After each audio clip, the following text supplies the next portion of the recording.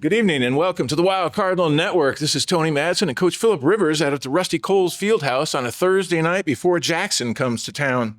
Good evening, Coach. How are you? See you, Tony. Congratulations on 5-0. Every week we talk about the knots. 4-0, 5-0, we're building up. How does all that feel? Yeah, good. I think it's as coaches, you sit in the office in the summer and look at the schedule. I mean, shoot, even going back to the spring, and we all really said, hey, we're gonna have a chance now to be 5-0 hosting Jackson, and a lot of work put in by these guys over the summer and to get that done. But we got here, and now we got a heck of a challenge ahead of us.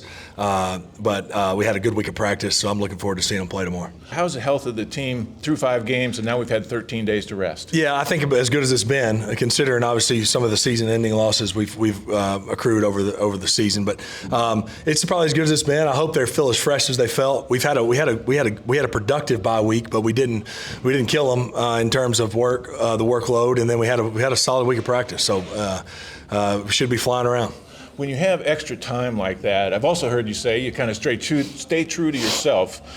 You've got an extra week to kind of throw into. Do you throw anything extra into practice, any extra plays, or is it time to just keep your head forward? Yeah, it's a little more for us. I mean, I think especially in high school, I think you can do it too much in the NFL. In certain bye weeks, there was times, over 16, 17 years where sometimes you did more prep for who you were playing, and you almost can do too much. You almost talk yourself out of stuff because you've looked at it too much. So we really focused on our fundamentals and technique. We practiced our ones versus ones and did some different drills that we needed to improve on, and really kept the Jackson prep as normal as possible. Certainly, as coaches, we were looking at it a little bit over the bye week, but we didn't do any game plan with the boys. Let's take just a quick look back at Escambia County, our 5th win, and actually that puts us at 3-0 in region play. The offense scored on their first 7 possessions. Both the running and passing attack seemed a little bit unstoppable throughout the game.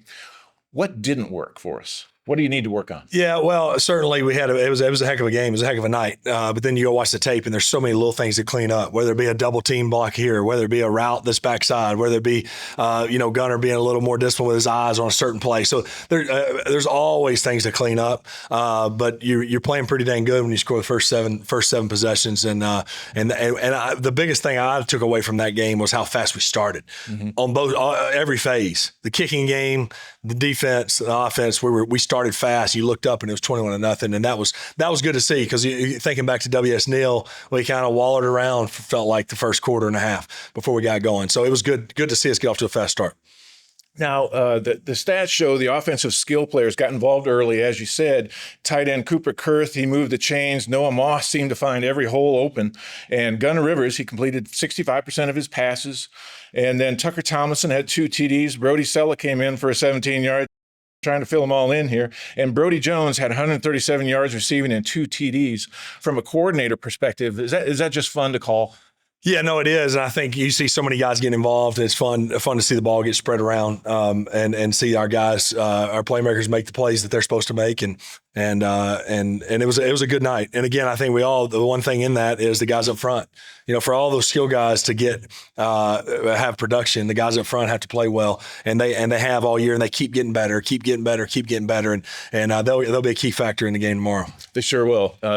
Jackson has a big front. There's no doubt about that. How do you feel about the defense coming together so strong? Yeah, I thought through the summer and the 7-on-7 stuff, the communication was where I thought we made our biggest jump, and I think that's continuing now. Them communicating and being on the same page, all 11 guys, and then continuing just to run to the football. 11 guys running to the football, and make them snap it again. Make them snap it again. One of our 3 core things is eliminate big plays, and that seems to be in every game. Even in this Escambia game, they did nothing all game but 2 huge plays.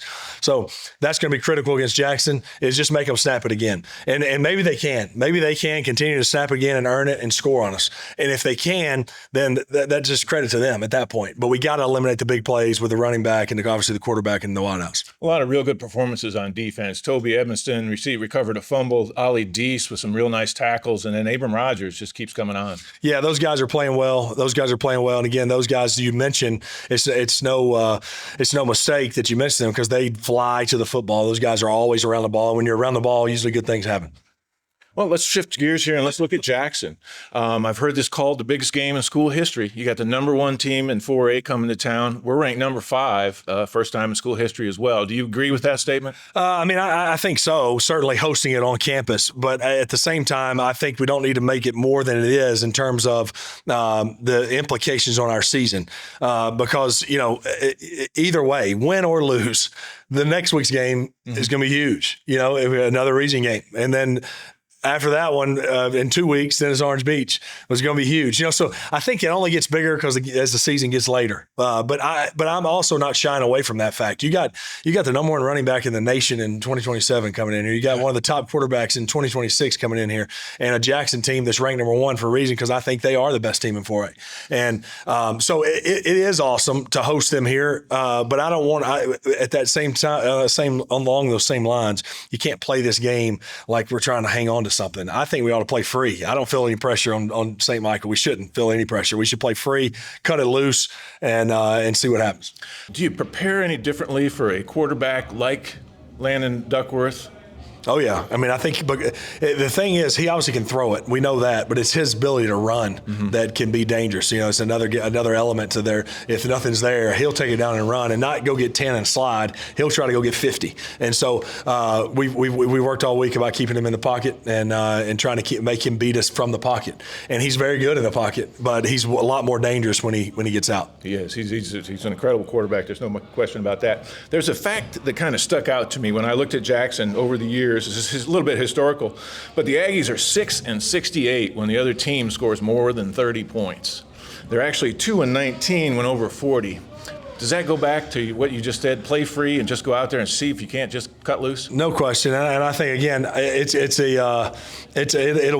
a tough feat to score 30 on them. It's certainly even a tougher feat to get to 40. But, yeah, we're not going to hold back, that's for sure. We're not going to play this game of, oh boy, let's we're just going to play. We're just going to play and go, but be smart as well. If our offense can sustain drives, a big thing for us offensively is no 3 and outs. So let's not have any 3 and outs. They're probably going to stop us at some point, but let's not have it be 3 and out. Let's keep our defense fresh and keep those guys we just talked about on the sideline. Yeah. But at the end of the day, you got to score. That all sounds all good, but if you don't score the ball at the end of those drives, it doesn't matter. So we got to find a way to get in the end zone, and then and defense just keep being competitive. They're going to make some plays. We have to be okay with that, and that's the Newton Cheppy way.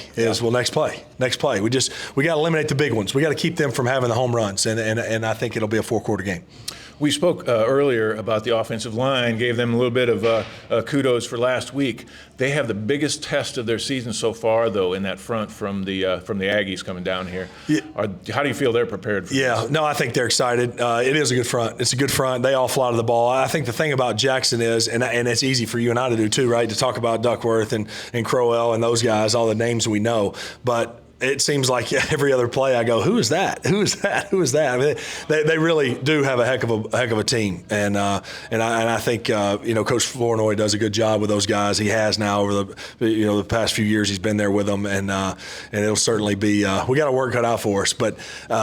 I told the team on Tuesday, I think I got a little choked up telling them, because I go, hey, I was talking to some of the seniors, and I was going back to what we said earlier, number 6, number 5, whatever, number 6 St. Michael hosting number 1 Jackson right here.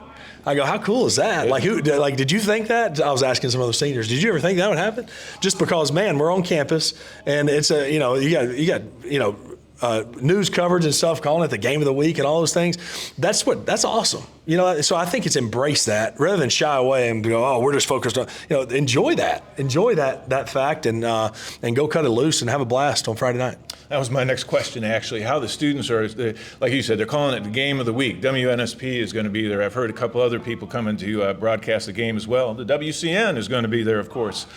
Like you said, are they embracing that? Are they having fun with it? Or are they nervous? Yeah, I think so. I think it's a little bit of both. I think if you're not nervous, then something's probably a little bit wrong with you. But that's good. Those are good butterflies. That means you care, right? And it's and you're excited. But I think they're excited about it. But I do also think they've had a good mindset this week, and I hope us as coaches have helped that, because we can't play this game like, well, this is our season. Mm-hmm. Either way, if we win this game Friday night, we got to get up. That makes next week even bigger. we lose this one, next week's even bigger. I mean, so we just can't play the game with. I said earlier in the week, me and my dad were talking. We can't let Jackson beat us twice. Let's not let them beat us twice, meaning cost us another game or two because we're so distraught if it doesn't go our way. And that's not prepping to lose, but that's an approach that is healthy and all about the process based, knowing outcomes matter. But we're in this thing for the long haul. And then, hey, we get a great opportunity to see where we're at on Friday night. It's 1 out of 10 games, but again, of course, the number one team coming to the stadium. New stadium, home field advantage. Just give me just a brief overview of how you feel in that new stadium and what we did last week. Yeah, it's been awesome, and I think it's only going to get better, right? You start building a little tradition, you start building some things you like to do, and they'll do this, do that. And it's still new for all of us. I think it's new for all of us. The work you guys are doing is awesome. I mean, the coverage, and I go back and watch those. I watch our coaches' clips, but it's the work you guys are doing is awesome. Adding to the experience, both the guys that are here, the fans that are here, and the ones that can't attend, and the jumbotron going. There's so many factors, between the band, the cheerleaders, the whole thing. It takes a lot of effort from a lot of people. You know that for sure. I know you know it. You've put in a lot of effort, but so many people put in a lot of effort to make it go. And we've played 2 real home games here, right? We had the Jamboree, and then we played 2 real home games. So it's only going to become more and more of a home field advantage, and more to me of a kind of a location where people go, man, have y'all been to St. Michael and played there? Yeah, that's a great place to play a football game. And I think that's what you want. Yeah, you want a home field advantage, but I think certain places we go where I go, man, that's a cool place. Yeah. And I think that's what this will be. Is people will, not just people we play, but people around Baldwin County, Mobile County, other places will say, man, I heard the St. Michael's a heck of a place on a Friday night. And because it is, but it takes it's going to take some time, obviously, to build that tradition and build that in recognition. But it's a great place on a Friday night. But it is coming, and it's a wonderful facility. So we're very blessed to have it. If I can shift gears, I'm going to hold you up for just one more minute because I want to talk about the middle school for just a second. Right. You got your son Pete out of 7th grade. He's playing quarterback. I've seen. Flanagan Hickson. Yeah. He runs pretty good. And then Ryan Kerbel as well. How is the middle school group coming together? Yeah, no, I think Coach Nolan and that staff's done a heck of a job with them. I think early on, they weren't as big as they've been in years past. Collectively, a lot of 7th graders contributing. You mentioned 2 8th graders that are having a heck of a year. But I think those guys have had a good year. They had a little slip up against Bayshore. Credit to Bayshore, but still big games heading to Orange Beach here in a little bit, and then they got Bayside to finish in 2 weeks. But they've done a heck of a job. The middle school program and the foundation Coach Nolan and those guys have built over the last, I think it's been maybe 5-6 years, right? They've had it. Yeah. It's really helping the whole program. It just helps. They call most everything the same. They operate in a manner that's not normal to most middle schools, the way they practice, the way they work, and the way they operate. So certainly appreciate that staff, Coach Nolan and his staff. And it's unique to be at a place where the head varsity basketball coach is the middle school football coach. That's not everywhere. Mm-hmm. So I don't take that for granted. I know our guys don't, and we have so many other coaches that contribute in so many different ways. But I saw him in the gym before he came over. I mean, he's getting going with varsity basketball practice and practicing these guys, and it's huge because he's invested in this football team, and the coaches here, are not one sport guys, and that's huge, especially at a 4A school, especially with 370 students, however we got at 380 students, is you got to be multi-sport and pull for the athletic program as a whole, and I think that's clear that Coach Nolan is in that boat among all the coaches in our program. All the athletic programs here at St. Michael, building traditions. Well, thank you very much, Coach. Good luck and safe play. Appreciate it.